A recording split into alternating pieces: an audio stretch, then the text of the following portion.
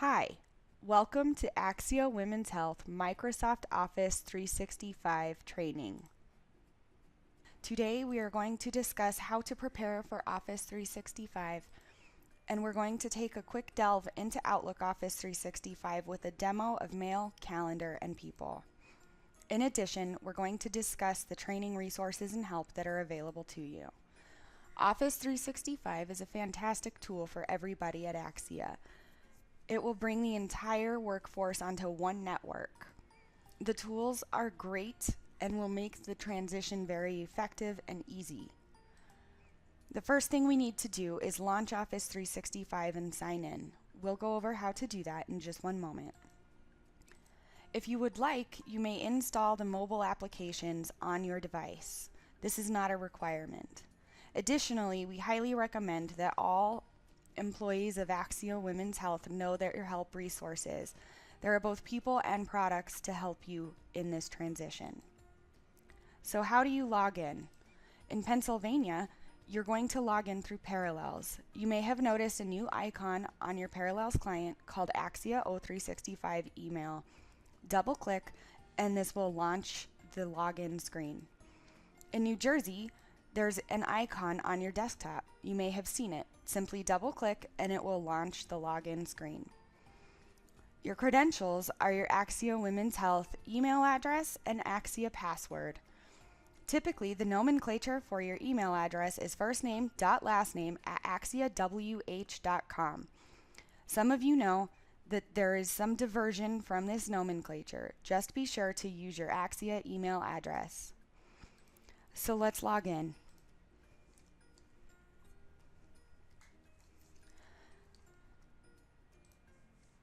As you can see, I've logged into my Axia Women's Health account before, so my information has been stored.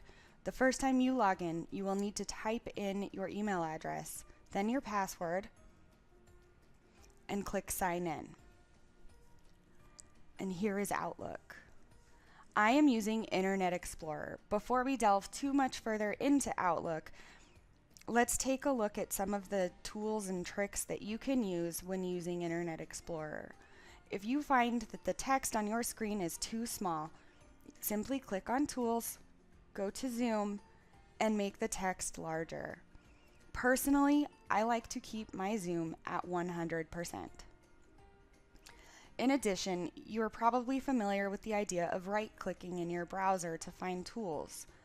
If I right-click here, you'll see that I can do things like print, or I can send my information elsewhere. I can search from a copied address. I have multiple options that are Internet Explorer specific. However, if I right-click on a message in my inbox, I will receive a completely different menu with Outlook-specific menu options like Reply and Delete. So if you ever right-click while you're in Outlook Office 365 and have the wrong menu, just move your cursor and right-click again. Additionally, it's important to know that you can open a second window in your browser. In Internet Explorer, the best way to do this once opened Outlook Office 365 is to right-click on the Internet Explorer icon and click on Internet Explorer. Now I have a second window. This makes it easy for you to browse in one window and have your mail in another, and to toggle between the screens, all you need to do is click and hold Alt and tap on Tab. As you can see, I can go through all of my windows. I can go from Mail and then just click Alt-Tab and go back to Google. This tool makes it very easy to shift between your windows.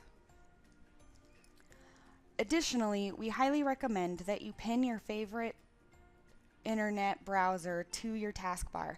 To do this, simply right-click on the icon and click Pin this program to taskbar. Now, Internet Explorer will be in my taskbar every time I turn on my computer. So let's take a look at Outlook Office 365. As you can see, my folders are here on the left. In the middle is a list of messages that are included in that folder. Currently, I am in Inbox. On the right, you can see my reading pane. This is the message that I've clicked on in my message list. From here, additionally, you can click on a contact and see all of their information without having to go to people or contacts. It pulls up emails you have with them, or if they've sent you files, you can see those as well. Click on See More to see everything about this contact. This dark gray bar in the left lower hand corner of Office 365 will allow you to easily navigate through Outlook. So let's take a look at my calendar. As you can see, I currently have a week view pulled up. If it works better for you to have just your work week or just today's events on your screen, feel free to change these settings.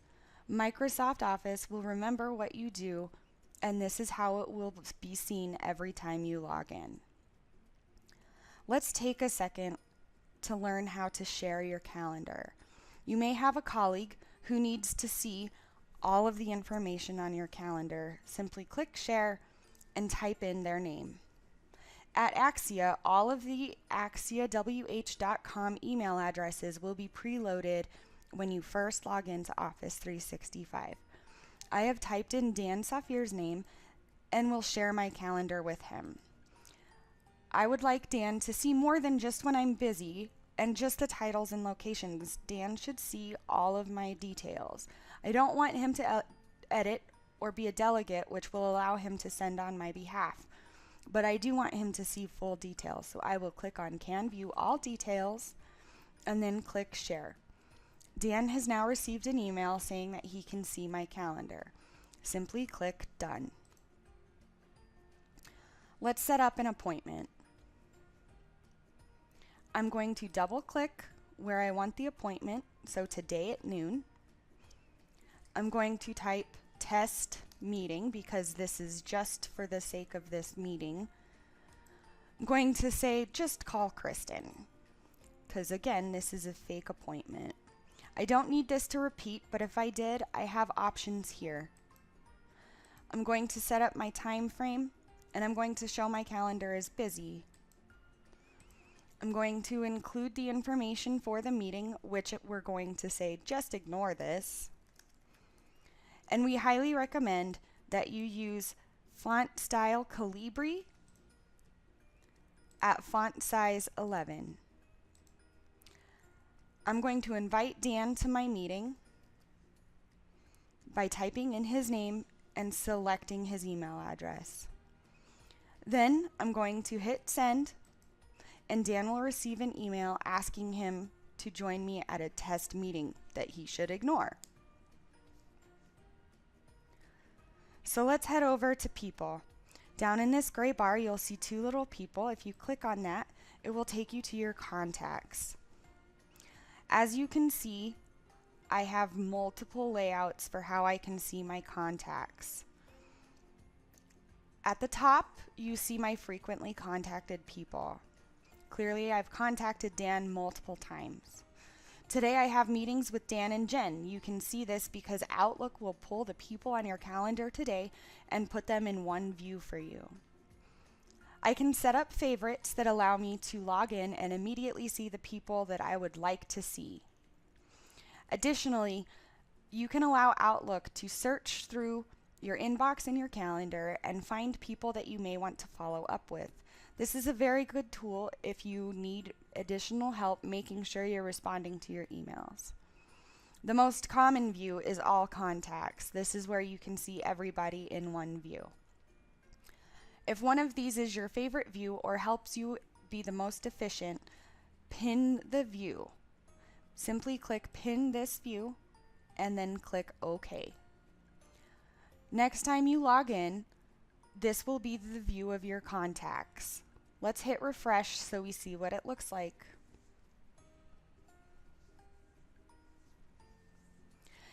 If you've done this and decide that this isn't your best view and it would be better for you to see who you need to follow up with, simply click Unpin this view. Click OK. Let's refresh and see what it looks like.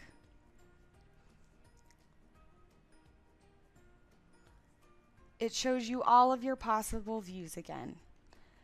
If you've decided that seeing people you may want to follow up with is most ideal for you, Click Pin this view and repeat the steps. Okay, let's go back to my inbox. So in my inbox, I can see my messages read and unread, and I can send new messages. Let's go ahead and take a look at this message. It has an attachment. Office 365 makes it very simple for you to see your message and see your attachments at the same time. Simply double click on the attachment and you will see both the attachment and the email in one screen. This makes it very simple to see what somebody has sent you. So let's get out of this attachment and see other things in our inbox. Let's send a new email. For the sake of this training, we're going to send a quick email to Dan. And just for a quick review, remember that if you are sending an email and you have PII, typing square bracket and then the word encrypt, and then square bracket and then your subject, will ensure that your message remains encrypted. For the purposes of this quick demonstration, we're just going to say ignore this.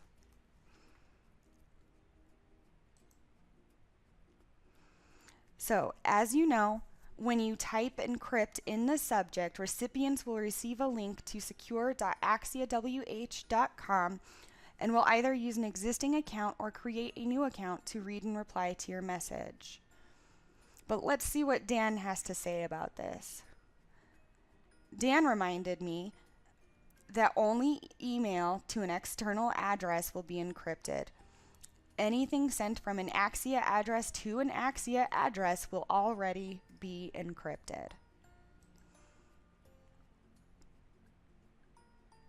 So let's say you want to send a message with an attachment. Simply click New. Let's bother Jen this time.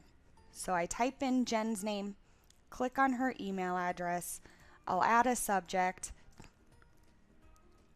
I'll add a text in my body. We're just going to tell her to ignore this. And then simply click Attach either here or here. Click on Computer. Navigate through your files. We're going to send Jen an Axia logo. Select Open, and it attaches to the email. Click Send. When you are in the Outlook view with your folders, you are able to search all of your mail and people simply by clicking in this corner and typing in anything. For this, we're going to type in Dan. As you can see, Office is willing to pull up Dan Safir, and then anybody on the Axia network or my contacts that have the letters DAN. So let's click on Dan Safir up here. As you can see, it's pulling messages I've sent to him, messages I've received from him, and even knows about his contact. This tool is very useful if you need help remembering why somebody emailed you, when somebody emailed you. Mess around with the search function to help you learn when somebody sent you an email. So let's discuss some settings of Outlook. To get to the Outlook settings, simply click on this tool. Let's set up an automatic reply. Automatic replies are useful for when you take vacation or when you are going to be out of the office for any extended period of time. I've already set one up for the week between Christmas and New Year's. As you can see, I was able to schedule this. Send automatic replies, send replies only during this time period. I have it sending from Monday, December 25th through Friday, December 29th. The reason I did this was so that I didn't have to remember the Friday before Christmas to send it. I already got the time off approved and now I don't have to worry about it. Additional options are block my calendar for this period. If you would like to make it so nobody can schedule on your calendar while you're out of the office, simply check this box. You can check this box to have the calendar automatically decline any new events or invitations that come to your inbox during this time. Additionally, if you select this box, it will decline and cancel any meetings during the period as soon as you click OK. I recommend leaving these boxes unchecked and taking care of this manually. Additionally, leave a message for your contacts who contact you. Let them know that you will be out of the office. We recommend that you give additional details.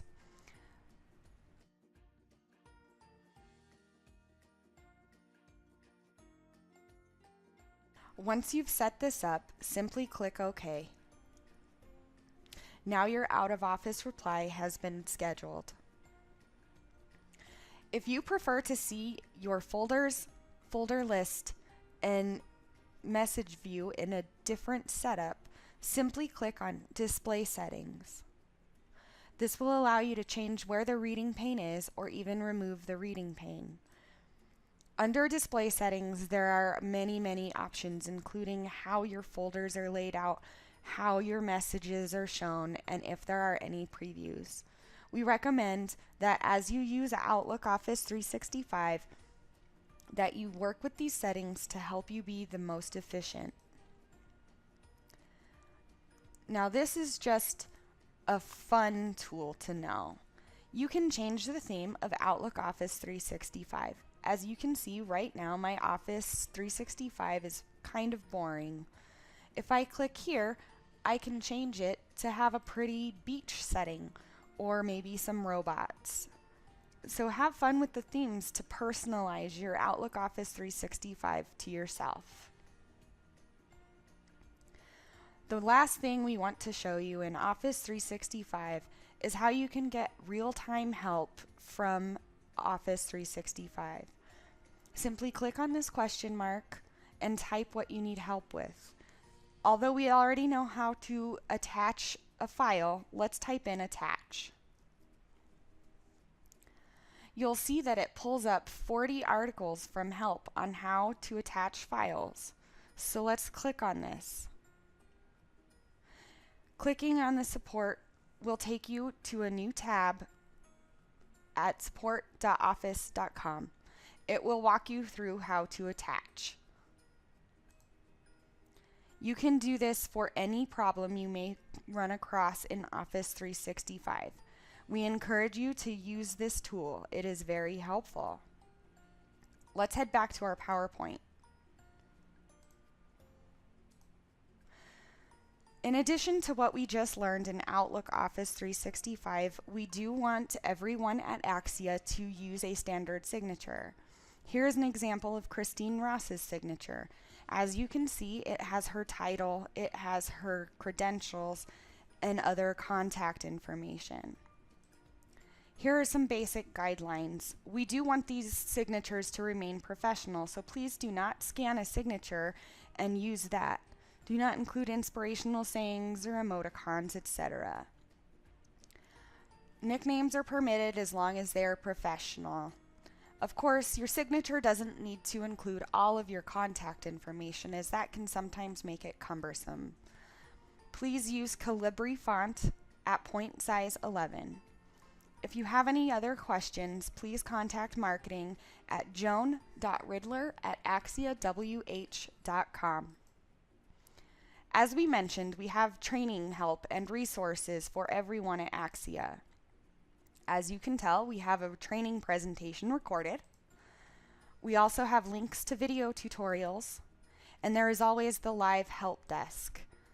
Your office manager is also a resource for Office 365. We have quick guides for setting up your mobile devices. And we want to review that the help feature in Office 365 is incredibly useful.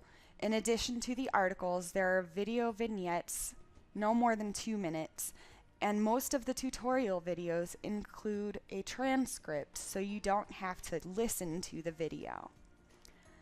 Please watch your inbox for additional information on how to obtain the help resources like quick guides and tutorials. Remember, Office 365 is cloud-based. If for some reason you cannot find your icon, you can always go directly to mail.office365.com. Thank you for your time.